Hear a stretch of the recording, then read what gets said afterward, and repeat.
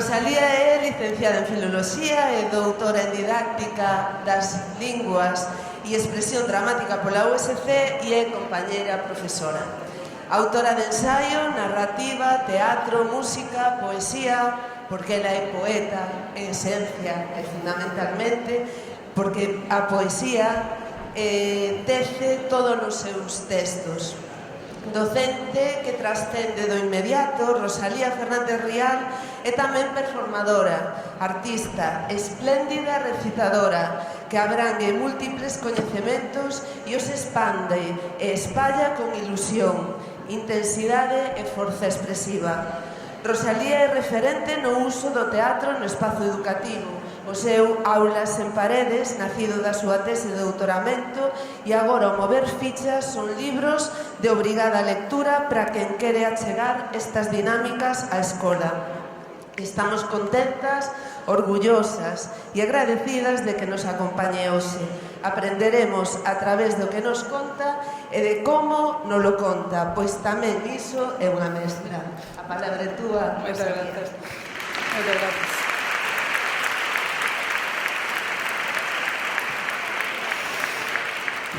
Moitísimas grazas, Alexandra, por esta fantástica presentación tan poética. Para min, Alexandra ten esta personificación da poesía, ademais que ven desa estirpe de poetas e bardos nos que sempre son referentes, non? Xigantes, ao longo dos cales camiñamos, non? Que se di. Moitas grazas tamén á asesoría de bibliotecas escolares, porque son o país da utopía. Poden vivir aquí varios países de utopía e todos grazas á asesoría. Este pareado non implica ningún acto poético, pero sí o feito de erguerse dunha cadeira, como diría Lorca, non? Que teatro é a poesía que se levanta do libro e que se fai humana. Un ser humano camiña por este espazo baleiro mentras outro observa. E iso é todo o que se precisa para crear un acto teatral. Espazo e persoas.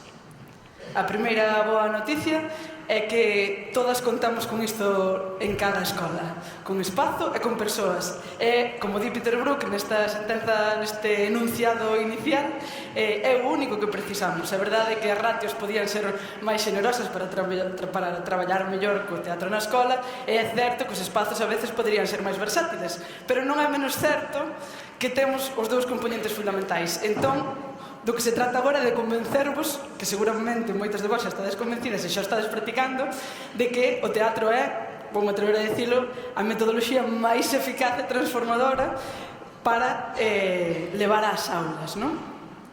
Quixera tamén poñer o foco con esa sentenza inicial do ser humano, precisamente no ser humano como centro, non? Nesta era de virtualidade, de inteligencia artificial, é unha revolución absoluta poñer o ser humano no centro. Eu penso incluso, atreveríame a decir, que é a segunda grande revolución do antropocentrismo, non? Que comeza precisamente no Renacemento. Agora, iso sí, temos outras metas por diante, temos outra perspectiva crítica, outra perspectiva de xénero, pero eu creo que estamos ante a segunda grande revolución para poñer de novo o antropocentrismo no centro, non? O ser humano no centro. É renacer, de algún xeito. Pensaba eu con esta peza do Renacemento, con esta Venus de Botticelli, que precisamente o teatro nas aulas supoñen un renacemento. Un renacer porque vai a axitar e a remexer absolutamente todo o establecido nas aulas, non? Estes roles a veces que están enquistados, este alumno ou esta alumna que sempre se comporta deste xeito, o teatro vai nos permitir cambiar eses roles e cambiar os nosos propios roles como docentes. Pero ademais hai outro renacer importante, outro renacemento que trae o teatro ás aulas. Este renacemento é traer un contexto real á aula. Non existe ningunha outra metodoloxía que nos permita crear un contexto equivalente ao real. Desde os anos 60, o enfoque comunicativo dinos creade contextos para usar a lingua na aula, para ter a necesidade de que o alumnado use a lingua, non? Que se sinta nesa situación. Non hai ningunha outra metodoloxía que nos permite crear unha situación exactamente equivalente a real, con interacción humana, coa expresión corporal, con todos os elementos pragmáticos que interveñen nun intercambio lingüístico e humano, non? Pero, ademais deste componente real, que é tan importante, está o componente simbólico, que eu percibi aquí nesta peza de Botticelli a través da mitoloxía, non? A mitoloxía era o xeito no que os clásicos lían o mundo, non? Eu dicía antes que esta asesoría de bibliotecas escolares, que para min é o exemplo da utopía, teño tamén esta connotación tan literaria, non? Das xornadas que sempre se organizan. En nunha das últimas falaba Michel Petit, abría a xornada Michel Petit, moderada por Montse Pena. Michel Petit, da que ademais agasallaron o libro en varias xornadas, en Ler o Mundo, explica a importancia de ensinarlle ao alumnado, de ensinarlle a rapazada, as fillas e as que non son fillas biolóxicas, pero tamén non son da tribu de algún xeito, a ler o mundo, non? Para min, cando paseo por Muxía, as pedras que vou vendo non son pedras, sen máis, como poden ser as pedras de outro lugar. Cada pedra ten un simbolismo, cada pedra ten unha historia detrás, porque alguén me transmitiu, non? Isto que di Michel Petit, e que me parece tan importante, e que está tan en crise. Cada unha de vós pode identificar seguramente un deses lugares que é máxico, non? E que ten un sentido totalmente diferente.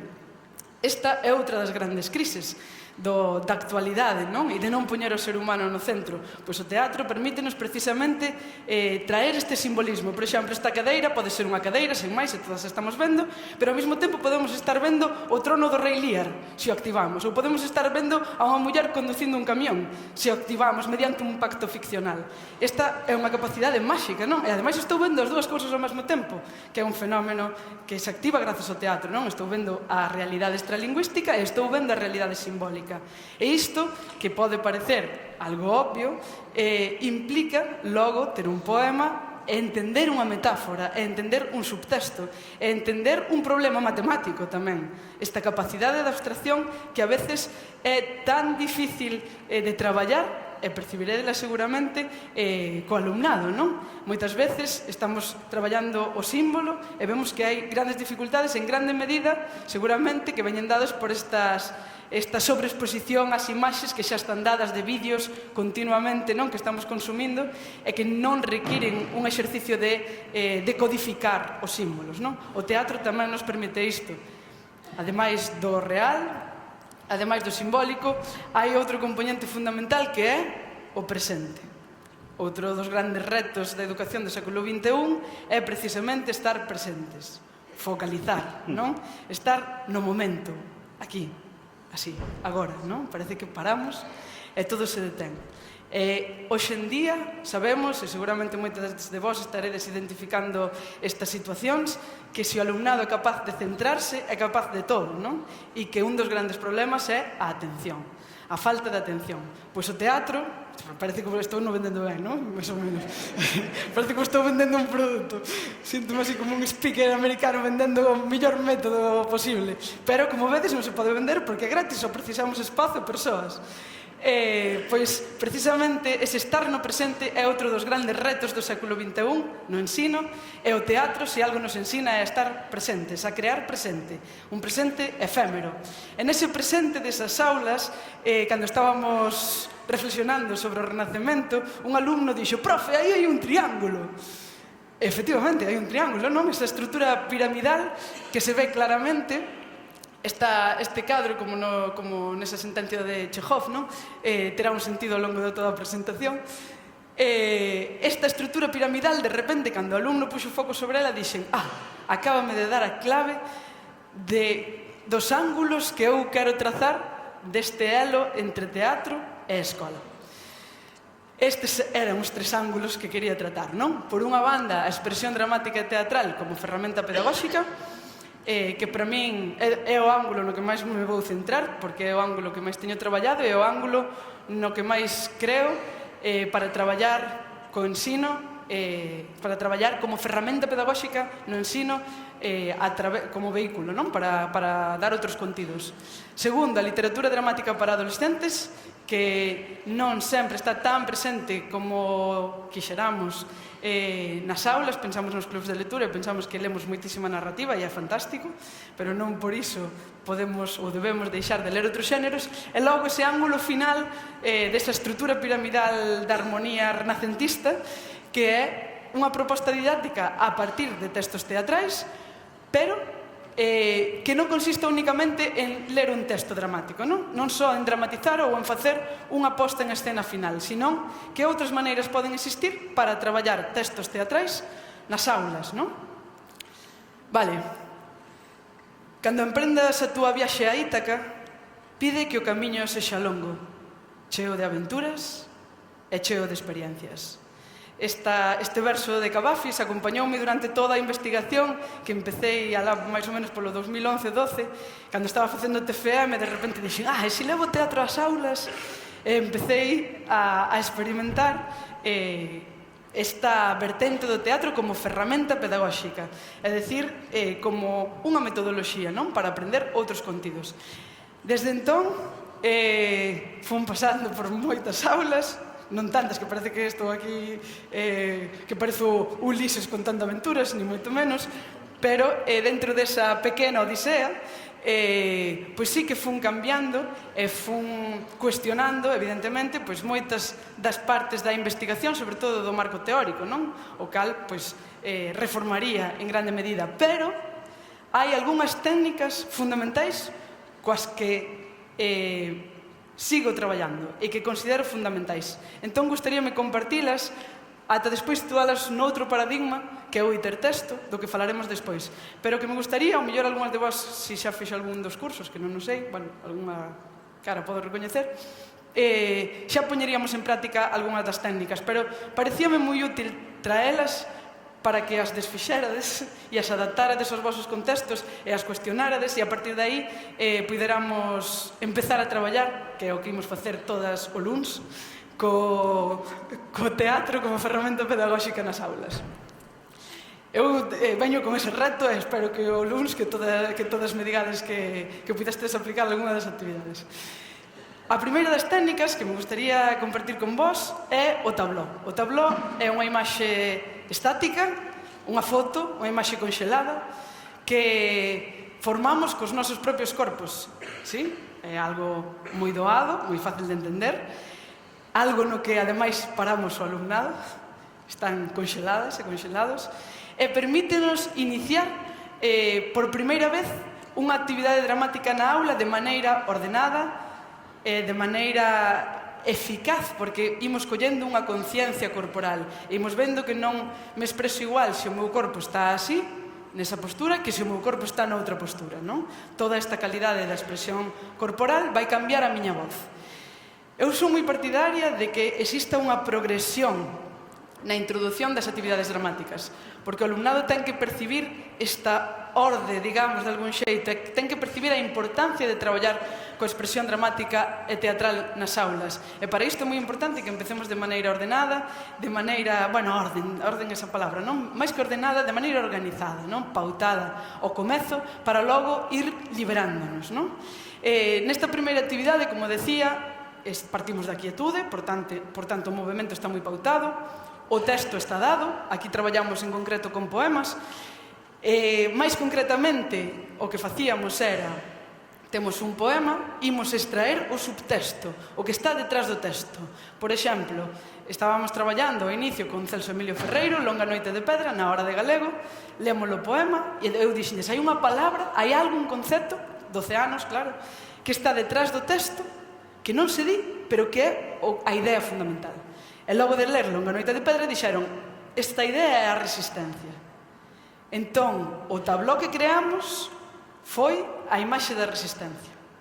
Logo, na hora de castelán, porque é un tratamento integrado de linguas con esta ferramenta pedagóxica transversal, lemos Para la libertad de Miguel Hernández e, curiosamente, o subtexto tamén era a resistencia. Entón, o que fixemos foi crear unha foto fixa con ese subtexto entre todas. Logo saíamos a un foco e cada unha pronunciaba o seu verso. o teito de pedra e volvía de novo o tabló, a imaxe conxelada.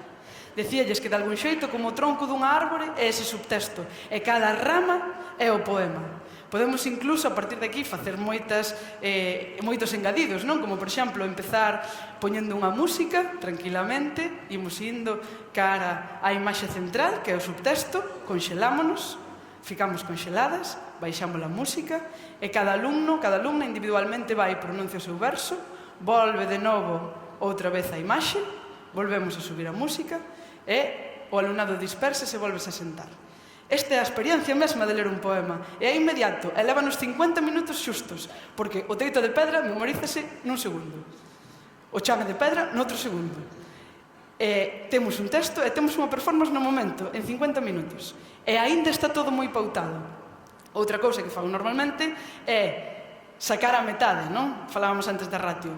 14 alumnos ou alumnas actúan nesta performance, outros 14 observan, e sempre cun rexistro dunha rúbrica na que teñan que fixarse en cada aspecto que logo van ter que facer. Por tanto, imos establecendo unha progresión, non? Segundo as actividades na hora de galego, de castelán, e o ideal sería en inglés, en francés e noutras materias. Vale, avanzamos. Segunda técnica que quería compartir, a sonorización. A sonorización é unha técnica que consiste en traballar o uso expresivo da voz. Hoxe en día non hai nada máis importante que ter unha comunicación eficaz, teñamos a profesión que teñamos e dediquémonos ao que nos dediquemos. O uso expresivo da voz, cantas veces o traballamos especificamente na aula, e non obstante, que importante pode ser na nosa vida profesional e na nosa vida, digamos, cotiá tamén, non? A sonorización o que consiste é en enfatizar de algún xeito cada un desas palabras do texto que queremos enfatizar. Eu quixen traballar en movimento tamén pola necesidade que atopei no tabló anterior de traballar, por exemplo, o volume, non? Porque o teito de pedra, como o personaxe era melancólico, que isto tamén é importante, dar algúns referentes claros, fáciles, corporais, por exemplo, o personaxe o teito de pedra ten o corpo como unha pedra, o corpo pesa, non? O corpo pesa, está melancólico, tende cara ao chan, mira cara ao chan, todo está pechado en si mesmo, porque ten este temperamento, digamos, melancólico. En cambio, en Para la Libertad, o temperamento é colérico, non? Temos o corpo en tensión. Algo que parece tan doado, son dous referentes que despois nos van a servir para traballarlo absolutamente todo. Porque se de repente montamos La Casa de Bernarda Alba un fragmento, ese personaxe colérico, xa temos o referente da tensión. En cambio, temos outros personaxes que están sometidos e son personaxes melancólicos, non? Son personaxes cuxo corpo pesa, non? E que tenden ao chan. E isto incluso podemos asociar, como fixen con este exercicio, as modalidades oracionais. Creamos unha cidade, o alumnado camiñaba por esta cidade, seguido, por un espazo limitado, e iban batendo uns cos outros, e de repente parábamos a música, facíamos un sinal, cada un tiña un verso, todos baixaban e só quedaba arriba a persoa que tiña o verso 1. Na hora de castelán, imos cambiando a orde, fixeron Aire Libre de Blas de Otero, non? Entón parábamos, eles camiñaban, e elas camiñaban polo espazo, paraba a música e quedaba só no aire, en alto, o primeiro verso: si algo me gusta es vivir, e seguían camiñando. Ver mi cuerpo en la calle, e seguían camiñando. Esta cidade ia cambiando dunha cidade melancólica, co corpo que pesa, unha cidade na que todo está triste, cunha música na que todo vai en coherencia con isto, vais baixando o volume e van dicindo verso. E logo unha cidade colérica, e logo unha cidade flemática, e logo unha cidade... É dicir, podemos ir cambiando os temperamentos e vai cambiando a cidade. Pero ademais podemos estudar a través disto as modalidades oracionais. Por exemplo, unha cidade colérica é unha cidade... que sería? Imperativa, non? Unha cidade melancólica é unha cidade interrogativa, non? E daqui estamos estudando algo tan importante como as modalidades oracionais, pero a través da pragmática, non? Non fai falta que haxa un verbo en imperativo para que exista un enunciado que este implicando unha orde, non? E isto que é tan complexo que non se estuda esta filoloxía, realmente a través da expresión dramática e teatral, reflexionando sobre ese uso expresivo, podemos estar traballando. Como vedes, ao principio sacamos o alumnado en grande grupo e a actividade está moi pautada, os espazos están moi pautados, os roles están moi pautados, o texto está dado, xa está memorizado, memorizan un verso cada unha, é aínda moi pautado. E sobre todo, saen en gran grupo por esta inhibición inicial, non? Logo o grupo vaise reducindo, o texto vaise creando cada vez máis, a expresión vaise liberando, o espazo vai sendo máis libre. Bueno, é importante ir establecendo unha progresión, non? Vale, este exercicio, esta seguinte técnica que quería compartir con vos rapidamente é a desautomatización. A desautomatización consiste en sacar o texto da cabeza e leválo ao corpo, non? Por exemplo, nunha escola de teatro profesional así destas heavies das que hai en Madrid, que aquí non hai estas escolas tan heavies, collerían un lapiceiro, unha caixa de mistos, tirarían no chan e diríanlle: di o texto mentre recolles mentras faz esta acción ou mentras estás lavando algo. Para que? Para sacar o texto da cabeza. Todos teredes en mente estas representacións finais de curso na que un alumno está falando e o outro está facendo así, esperando a que acabe outra frase, non? Pois desmecanizar consiste en sacar isto, non? É dicir, en ser capaces de levar o texto ao corpo. O que fixen, en vez desa caixa de mistos, que non me parecía demasiado educativo, foi traer unha rede de muxía a aula e crear un mar, non? Entón o alumnado só estaba pensando no mar, no movimento do mar, nun mar que é bravo, que é atlántico e que se pode dar de maneira totalmente desordenada. Entón un alumno berraba: o mar, e outro: o meu mar, o mar, o mar que eu vexo, gris, avalante, o meu mar, inquedo, forte, rexo. Só estaban pensando no mar, no corpo como mar, e o texto saía do corpo. Por primeira vez, o alumnado que estaba arredor, en vez de estar collendo unha rúbrica, claro, non quería sobreintelectualizar unha actividade que sirve para desmecanizar.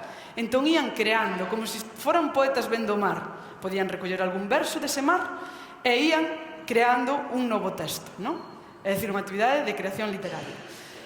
Logo ese mar converteuse nun mar melancólico, non? Que é o mar de Rafael Alberti, que pregunta, que interroga, que en realidade é un mar interrogativo. Volvemos ás modalidades oracionais. Fronte ao mar Atlántico de López Avente, que era un mar da Costa da Morte, que é un mar bravo, non? O mar da Costa da Morte non pregunta, é imperativo, non?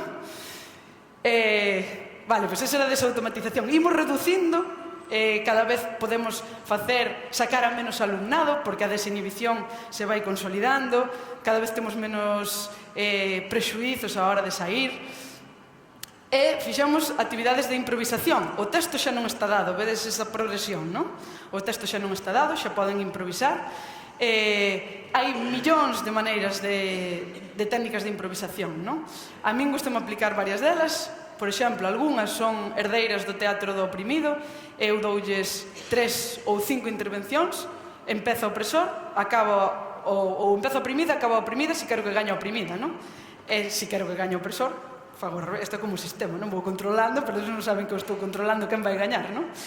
Porque despois, a través desto, imos liberando a oprimida de algún xeito, non? Entón, teñen só 2 roles, un número limitado de intervencións e van pois digamos, eso, intervindo, non? E a partir de aí podemos xa crear unha pequeniña peza, a partir de algo tan sinxelo como un intercambio lingüístico de 3 ou 5 intervencións.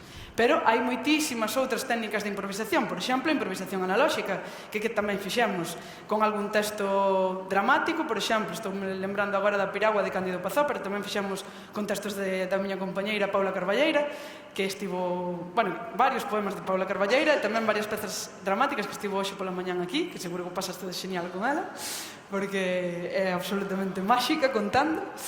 Por exemplo, estou lembrando no de Cándido Pazó en concreto, que collemos 2 personaxes da Piragua e esa situación, ese conflito, extraémolo o conflito. Cal é o conflito aquí? Vale. Cales son os personaxes? Estes. Pois nós imos facer unha analoxía, imos ter uns personaxes semellantes a estes e o mesmo conflito, pero é a nosa peza dramática e é totalmente diferente.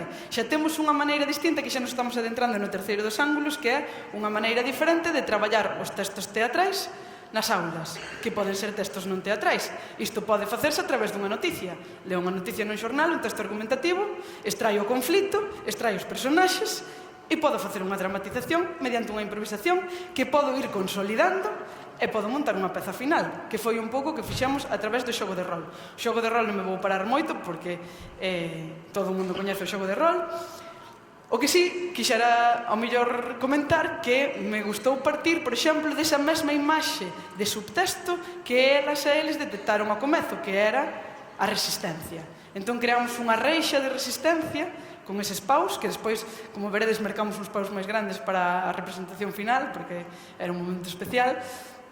Entón creamos uns roles, unha tribu brasileira que estaba na selva e alguén que quería invadir as súas terras. Entón, aquí estaban os señores grises, non, do tempo, e aquí estaban a tribu brasileira, digamos, non? Entón iban cos seus paus e creaban esta imaxe de resistencia. As nosas terras son nosas, e íanse defendendo. Entón creamos esta imaxe de resistencia que está no mesmo subtexto que Celso Emilio Ferreiro, non? Pero xa improvisaban. Eles tiñan estes roles e a partir de aquí improvisaban. A partir das improvisacións fun transcribindo os textos que creaban no momento, fomoslos consolidando, puindo, ata facer unha performance final no centro. E aquí é un dos debates que me foi xurdindo nesta viaxe a Ítaca, que é o debate entre o proceso e o produto, non? Eu ao principio pensaba, o importante, por suposto, é o camiño. Cando emprendas a tua viaxe a Ítaca, pide que o camiño sexa longo, non? O importante é o que aprendan, porque a metodoloxía didáctica que emprega o teatro pretende que adquira unha serie de habilidades, non? Non que crea unha peza final, iso é totalmente secundario. Co paso do tempo, decateime de que isto é así, é dicir, por unha parte reafirmeime nesto, pero por outra parte, percibín que cando o alumnado presenta un produto final que é redondo, que está ben, que os demais membros da comunidade educativa recoñecen, de repente hai como que se pecha un ciclo de aprendizaxe e que se sinten que a súa aprendizaxe tivo unha finalidade concreta, ademais de todo o que aprenderon no camiño. E ademais, estéticamente, volvemos ao Renacemento, a esa beleza e esa armonía que se defendía no Renacemento, esa beleza estética final danos moitas posibilidades moi interesantes e moi importantes, e todo aquelo que se presenta ante outras persoas tómase de maneira moi diferente, non? Non fai falta que concrete, porque todas vós, este vou dedicarnos ao mesmo, a mesma profesión, todas vós tedes en mente cando presentaron algún traballo final ante o resto da comunidade e como a súa actitude cambiaba. E como teño que vou traer esta vestimenta porque é mellor, ou teño que poñer esta música porque é mellor. Entón, agora, durante esta viaxe a Ítaca, ainda queda moito para chegar a Ítaca, porque Ítaca serve para camiñar, que diría Galeano, a utopía, sí que é certo que lle fun concedendo un poquinho máis de importancia tamén a este produto final, sin que sexa a única finalidade. Ben, que percibimos durante este primeiro estudo? En que notamos máis cambios? No uso expresivo da voz, moitísimos, moitísimo. Aí foi unha evolución increíble, non? Se nomeaba antes a Cavafis era precisamente porque o importante tamén é ter en conta, e isto é un exercicio creo que de humildade necesario por parte de todos os docentes, que cando aplicamos un método que vai ao subtexto, non, que vai aí ao fondo, que traballa cuestións moi importantes e humanas, os resultados non son inmediatos. Non nos entra de repente unha nena ou un neno ao día seguinte totalmente cambiada, non? Ou empeza a sair e a expoñer os traballos dunha maneira como nunca antes o fixera. Senón que é un traballo de fondo que nunca se ven, ou non sempre se ven os resultados de maneira clara ao comezo, pero ao mellor dentro de 3 anos florece, non, ao mellor non sempre é transformador, en distintos graus, de distintas maneiras, e con carácter retroactivo. Ao mellor esta alumna de repente, ao acabar cuarto de ESO, vai facer unha entrevista de traballo e emerxe nesa situación algo que traballamos. E isto é, para min, o máis importante, non? É que todas traballamos neste subsolo que non se ve. É que a veces non loce tanto como aprender a manexar algo técnico que antes non sabía, agora sei onde se lle dá e xa está. Pero claro, os seres humanos somos así de complexos e poñer o foco no ser humano pois ten estas consecuencias, pero tamén é moi poético, é moi fermoso ver como dentro de varios anos unha alumna de repente pois un día empeza a falar dunha forma diferente e a unha alumna que non era capaz nin de sair enfróntase á clase, digamos, que para ela era un abismo, e é capaz de presentar o seu traballo con todas as dificultades que pode ter na presentación, porque eso logo hai que seguirlo traballando. Entón, digamos que a desinhibición e a autoestima son dos aspectos máis importantes. Os valores e a cooperación sí que empezan a cambiar con ese cambio de roles ao comezo. A sociolingüística, para min, tamén foi outro aspecto fundamental, porque había alumnos que estaban moi consolidados nunha lingua e non eran capaces de cambiar, ou decían, non, é que eu nunca falo galego. Pero claro, como era personaxe que falaba galego, eu dicía, bueno, ti non o fales, non pasa nada. Pero teu personaxe. Entón, sociolingüísticamente, para min foi unha moi boa experiencia. Agora estou en Cabana de Bergantiños e non temos este tipo de conflitos, non? Debe ser a única resistencia na que non hai este tipo de conflitos, pero a verdade é que non o sei. Sí, actitudinais de prestixiar a lingua, pero non de cambio, non? E por último, a implicación e a concentración, que é outro dos aspectos que me parece fundamental, é que aconsello sempre poñer dentro da rúbrica, non? Dentro desa rúbrica, ademais da expresión corporal, verbal, etc., sempre poño concentración, non? Entón, tomamos a actividade como moi en serio. Se hai alguén que ri, ui, este estaba rindo. En concentración vou baixar un punto.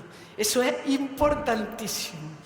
E, sobre todo, o de progresivamente ir incorporando. É dicir, o luns, millor o tablón. Non levedes a rede o luns. Porque, vale,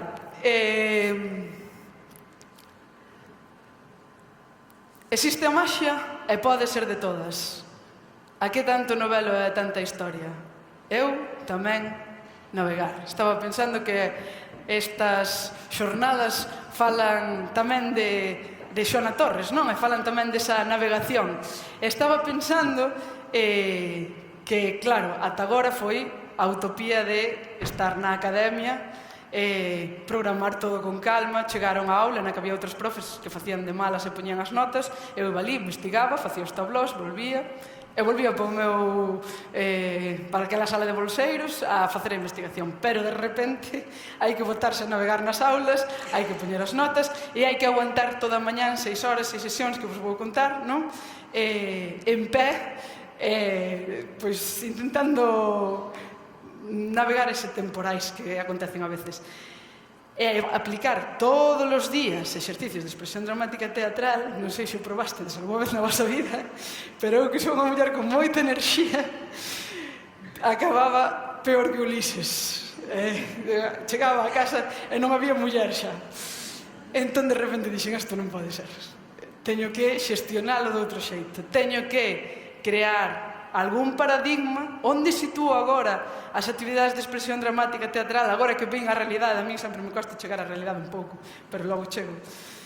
Dentro desta realidade, onde sitúo as actividades de expresión dramática teatral? Porque se as fago todos os días en todas as sesións, non sobrevivo o curso, non sobrevivo nin ao trimestre.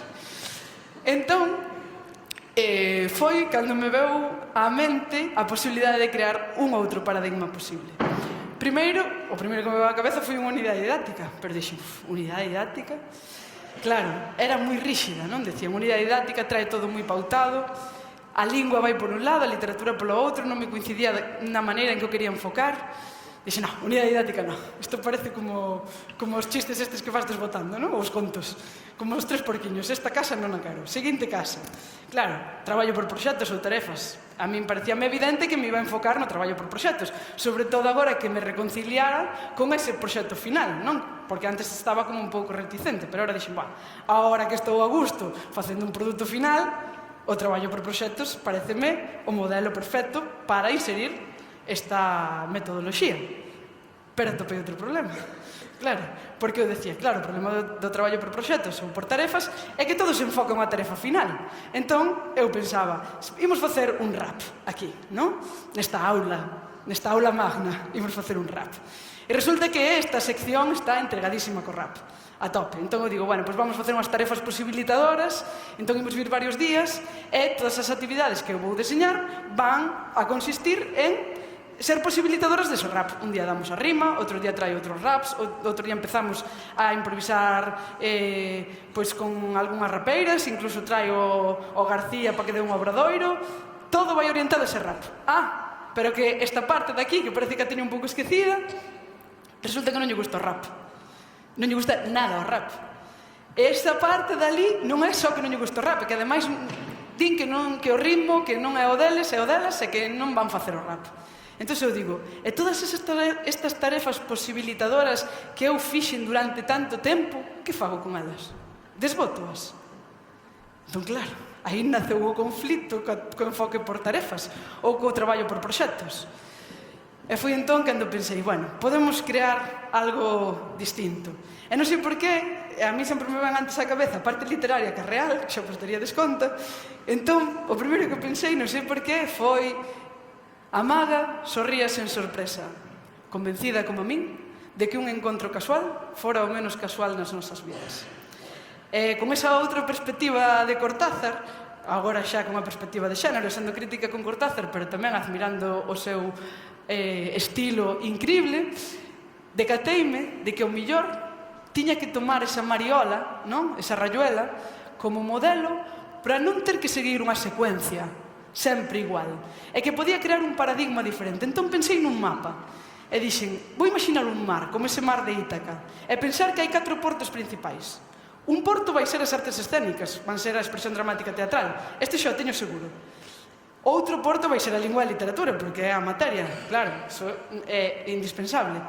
Pero que pasa se poño como outro porto as artes plásticas, visuais e audiovisuais, e collo a música noutro porto? De repente tiña 4 puntos de referencia.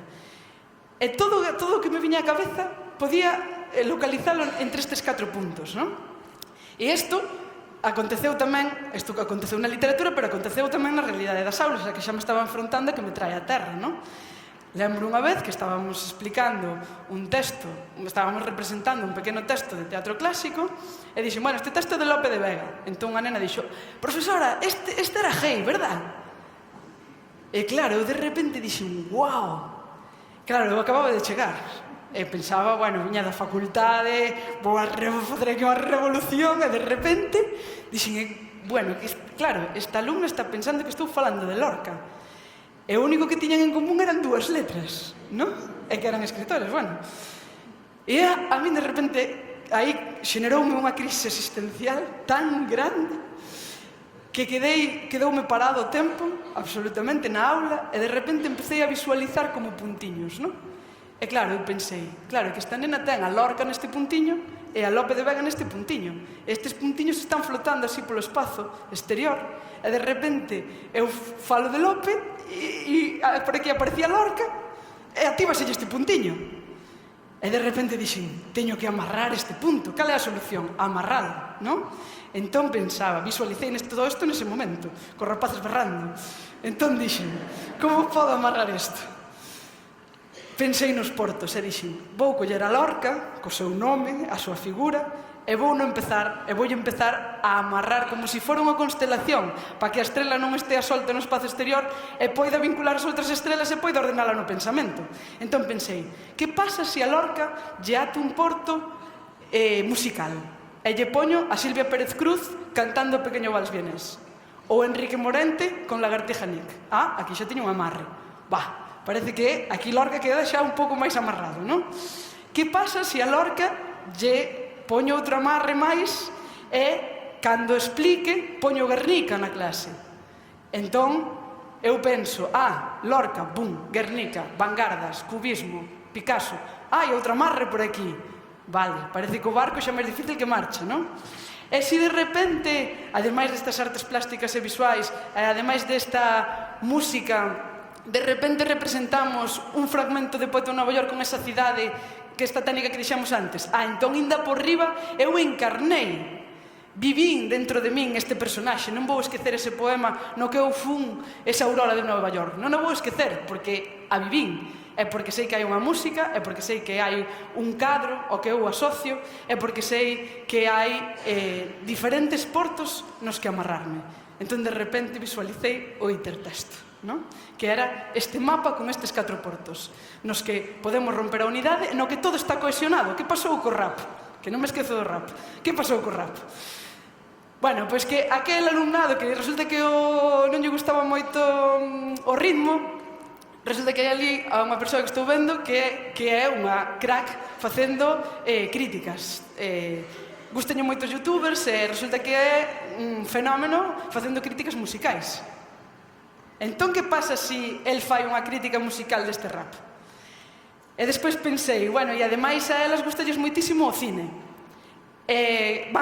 Poden crear un programa sobre cine, pero ademais poden facer un videoclip para este rap de aquí que imos facer con estas persoas de aquí. E que pasa con todas estas persoas que resulta que escriben xenial? Que poden facer uns comentarios de texto sobre este rap. Entón pensei, e se facemos un programa de radio e isto se modifica? Se diseñamos un paradigma no que todo se poda cambiar, e no que cambiando todo este organismo o conxunto siga tendo sentido e todo o que aprendemos teña un sentido porque cada unha vai facer unha cousa diferente pero todo se marca nun proxecto final.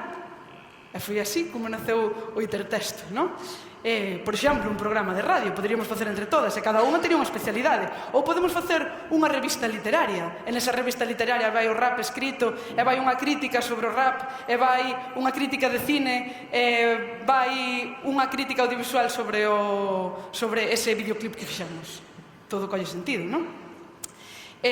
Por tanto, é un organismo vivo este Intertexto. E todos os sentidos están en activo, porque hai persoas que son máis musicais, que teñen a súa parte, e o teatro está aí sempre, non? De algún xeito, este sería o Intertexto. Este foi o Intertexto que fixen en cuarto da ESO, mediante unha revista. Creamos unha xeración literaria, como a xeración literaria que estábamos estudando, que de repente xa non era este rollo de características que teño que estudar, xa era a ver como fan estes tíos para crear unha xeración literaria, porque eu teño que crear unha. E teño que ter un manifesto como teñen estes señores de aquí. Entón, de repente, con este Intertexto podíamos traballar, situar a expresión dramática e teatral neste conxunto, non? E esta xeración a que eles se puxeron un nome, tiña unha parte dramática teatral que se iba alternando, pero tamén tiña un conxunto que tiña unha revista. Entón había días que facíamos todos os textos argumentativos para publicar nesta revista. E había días en que facíamos un programa de radio sobre la sin sombrero, por exemplo, non? E había días en que facíamos un videopoema. E para isto necesitabas as artes dramáticas e teatrais, pero xa non estaban como única metodoloxía, sino que estaban dentro dun mapa, non? Dentro dese mar, nun porto en concreto. Vale, estes intertextos teñen como unha relación fractal entre sí, non? Hai un intertexto que fixen para todo o cuarto de ESO, logo un intertexto que foi da revista literaria, toda a revista literaria, toda a creación da xeración, que crearon unha xeración co seu manifesto, cos seus principios estéticos. Os textos que crearon foi a través dos seus principios estéticos, fixeron moitísimas dramatizacións a través deses principios estéticos, sempre coherentes con todos estes postulados, pero isto estaba dentro de outro intertexto maior que era a programación de todo o curso. Pero este intertexto pódese facer nunha soa actividade tamén. Por exemplo, nesta actividade que fixemos, neste caso no Cefore de Lugo, había un intertexto en sí, porque o que estábamos facendo era traballar cun texto no que aparecía Patti Smith, un texto narrativo no que aparecía Patti Smith. Ese texto narrativo, ademais, traduciuse nunhas letras dunhas cancións de Patti Smith, analizamos o estilo de Patti Smith, que era o punky, creamos nós o noso propio estilo, tiñamos que crear o noso propio estilo. Unha vez que tiñamos o noso propio estilo, creábamos unha canción e facíamos un tabló que en realidad era a portada dun disco. Por tanto, artes visuais e audiovisuais. Arte sonora, porque estábamos facendo unha canción, escoitando a canción de Patti Smith. Música escena, evidentemente, porque estábamos facendo esa escena. E lingua e literatura, porque estábamos creando texto, non? E imos pasar rapidamente a seguindo con este Eu tamén navegar de Xoana Torres como bandeira. Quería aquí reflexionar sobre estes... Bueno, eu como dou clase ali ao lado de Ponteceso, están os pinos ali, temos este carácter, non? A veces instalámonos un pouco neste queixume dos pinos, non? Entón decimos, é que non hai textos teatrais para adolescentes, é que quero montar unha peza final, pero cantos textos teatrais hai para adolescentes, non? Entón eu quería traer de novo estes versos de Xoana Torres, non? De que há tanto novela e tanta historia. Eu tamén navegar e poñer como exemplo o IES Ribeira do Louro, de porriño, non? Que de repente, en vez de instaurarse neses queixumes dos pinos, aos que eu me sumo moitas veces, que eu tamén, home, non teño esta visión rosaliana, melancólica de quedar aí, pero sí que teño os meus momentos melancólicos, decía que non hai textos. Entón, parece un modelo increíble o do Iar Ribeiro do Louro, porque dixo, xa que non hai textos teatrais, por que non convocamos un certame? Entón, facemos unha colección en conxunto con Galaxia, e, de repente, sae dese xeito unha colección de textos teatrais de literatura para adolescentes. E pareceume increíble, dixen, como os centros educativos a veces se poden converter en impulsores de iniciativas culturais potentísimas, non? Bueno, e ademais que tuve unha sorte de ir ata ali e de comprobar que efectivamente o alumnado, de feito, estaba facendo unha montaxe do Fausto de Goethe, o que a mí me deixou impresionadísima, non? Pero como levaron a cabo unha iniciativa de crear textos teatrais onde non nos había. E agora hai xa esta colección, gracias a esa iniciativa, non? Ben, vou contar rapidamente, moi rapidamente, o argumento de Fora de Campo, só para poñer como exemplo a unidade didáctica, que se estreou outro día en Lugo, que me dixo unha das persoas que estaba no Cefore que iba a estar por aquí, que non o dixera. Vou romper o pacto para decir que hai unha testemunha de que estreamos ali a unidade didáctica, porque ainda saiu esta semana. Entón, probámola en Lugo, e en Lugo funcionou. Ahora hai que probálo no resto das provincias, porque xa sabemos que a xente de Lugo é así a fouta, e non sabemos se no resto das provincias tamén vai funcionar. Vale, conto rapidamente o argumento. O argumento é que Nere é unha adolescente normal, dun instituto normal, que vai ás súas clases normalmente no día a día. Está estudando na ESO, e ten unhas amigas normais, e todo discorre do máis habitual. Pero de repente aparece Gladius. Gladius, claro, con ese nome Gladius, pois xa algo nos indica que Gladius non é un tío normal, non? Gladius é un influencer, como non pode ser de outro xeito, non? Gladius é un super influencer que, ademais, pois está facendo ciclo de fotografía, o cal ten moito máis carisma, moito máis caché que facer simplemente a eso, non? E Gladius, de repente, para a súa serie, Gladius ten moitísimos likes e followers e de todo, non? Entonces, para a súa serie, vaise fixando en distintas deportistas femeninas e crea a partir de aí unhas montaxes, non? Unhas montaxes que poderían ser intertextos perfectamente, porque hai partes plásticas, visuais, audiovisuais, hai música, non? Entón, Gladius fai todas estas montaxes. E a Nere cámbialle por completo a vida, ese cruzarse con Gladius, non? Bueno, isto tanto ten, porque vamos a importante, que é a unidade didáctica. A unidade didáctica saiu por primeira vez esta semana e sí que quería comentala para ver un exemplo de como podemos traballar con un texto como este nas aulas sin reducirnos, por exemplo, a ler fragmentos, que é fantástico, eu fago moitísimo. Ler fragmentos teatrais, teatro lido.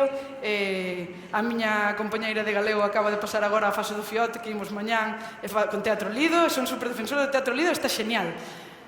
Pero podemos tamén, ademais diso, facer algunha outra cousa, non? Que non sexa só a presentación final da peza. Entón, vou poñer este exemplo, como outros moitísimos que podería escoller. Gladius fai estas montaxes, son rápida, fai 5 montaxes. Cada montaxe ten que ver con un cadro. Un deles, evidentemente, é aquí colle o sentido do inicio, é a Venus de Botticelli, sí? Gladius o que fai é ten un ximnasio para el, porque Gladius é tan guai, é tan influencer, que ten o ximnasio do cole para el, é dicir, para facer educación física, perdón, non vai a ser que xe alguén aquí para facer educación física colle o ximnasio. Isto foi pola deriva de ximnasio da palabra, é a semántica, é a morfoloxía. Colle este ximnasio para el, entón fai aquí as montaxes. Colle un equipo de vólei, porque Nere xoga nun equipo de vólei, entón fai unhas montaxes estéticas increíbles a partir desas performances, digamos, desas, collendo a estas persoas. Se colle a Nere como protagonista, non? Entón, primeiro montan a liberdade guiando o pobo, e sempre vai asociado a unha música, porque a Gladius gusta que a xente entre en ambiente, non? Gladius pon unha música para crear esta atmosfera guai, non? Entón, Gladius ao principio quere como mostrar o empoderamento das mulleres e ponlle unha canción de Belas Ainas, que é o himno das mulleres, traducido ao galego. Entón, dilles, bueno, vos sodes o importante, imos facer aquí esta imaxe de poderío. Entón, crea esta imaxe de Lacroix, sí, todos recoñecedes, non? Todas. Entón, esta é a primeira imaxe. Pero, claro, Gladio xa intuídes que é un tío así un pouco controvertido, non? Entón, empeza como un sistema de control cara a Nere. Entón, esta liña dramática ven medida por ese control, sí? Por tanto, utilizan como elementos a rede de vólei, é dicir, cambian esta digamos, rede, a bandeira francesa pola rede, e cambian ese chan por balóns de voleibol, non? Ou, por exemplo, no tirador de flores de Bansky, que vai aparecer despois, en vez de tirar as flores, tira un balón de vólei, non? É dicir, todo adapta a ese deporte, que podemos adaptar a calquera deporte, en realidade. E, neste caso, que a segunda emprega I'll be your mirror. En 5 minutos vou non acabar de explicar. Da Velvet Underground, con todo ese conflito que supón ese serei o teu espello, non? Como va ser o meu espello? Entón, fan a montaxe, sí, conxelada do cadro, da peza, e vai habendo unha curva dramática a medida que imos montando dese control. Os elementos son sempre os mesmos, esa rede de vólei e os balóns, e vai evolucionando. A segunda é ese tirador de flores de Bansky, que está no muro entre Palestina e Israel. O seguinte é Mama, de Louis Bourgeois, que recoñecedes todas porque está un deles está no Guggenheim, que vai con Hey Joe, que Hey Joe de Jimi Hendrix xa é un pouco máis heavy en canto ao contido, non? Porque xa hai violencia explícita. Logo o Nacemento de Velos de Botticelli, onde xa aparece Police con cada alento que botes, cada movimento que fagas, estareite mirando, pode haber máis violencia. E finalmente hai unha revolución, claro, isto ten que acabar ben, non? Senón tamén 5 minutos vai acabar mal. Que aparecen as fiandeiras de Velázquez con People Have the Power de Patti Smith, non? Que é esa liberación na que as demais mulleres liberan a Nere desta atadura. Isto que parece tan abstracto, fixámoslo outro día en concreto no Cefore de Lugo, que hai alguén aí que está dicindo para si mesmo que sí que é certo, non sei onde está, pero pode despois decirvos que foi verdade, e creámoslo cunha rede. Levei unha rede de vólei do cole, prestada, a vella levei, e mediante toda esta rede fomos creando todos estes cadros, e o produto final foi unha performance con un texto diferente delas, porque elas ían facendo como retrouso serei o teu espello no conxunto do tabló, acordadevos do tabló, pero logo ían dicindo cada unha a Gladius unha frase: non vou ser o teu espello, e saían do tabló, sí? Por tanto, con toda esta rede creamos esa performance final. Simplemente fixeron falta unha lectura en diagonal en 10 minutos e a partir de aí non tivemos que ler a obra, non lemos, de feito non leron a peza, simplemente leron este fragmento e fixamos esta performance final. Creo que máis ou menos me expliquei como... Sí? Vale, gracias por afirmar, porque senón non sei se me expliquei ou non. Porque é un pouco abstrato sin as fotos, pero prometiñes que non iba a traer as fotos. Eso que están super ben, pero dixenlle, bueno, dixeron, non nos leves as fotos que non te avergonza. Dixenlle, vale, pero non levo as fotos.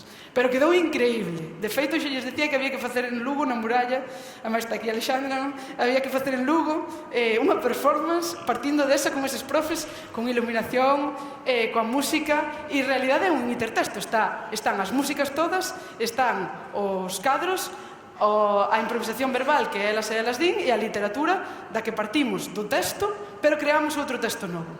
Non sei se vos convencín.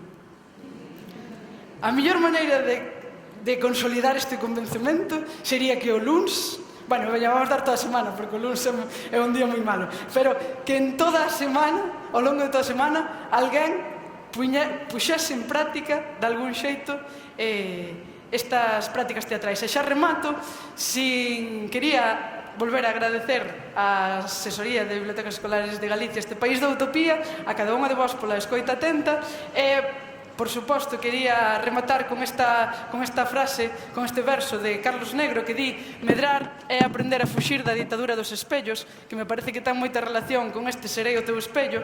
E o teatro, se algo nos permite tamén, é fuxir desa ditadura dos espellos para descubrirnos a nós mesmas e as nosas verdades. Moitas gracias. Gracias.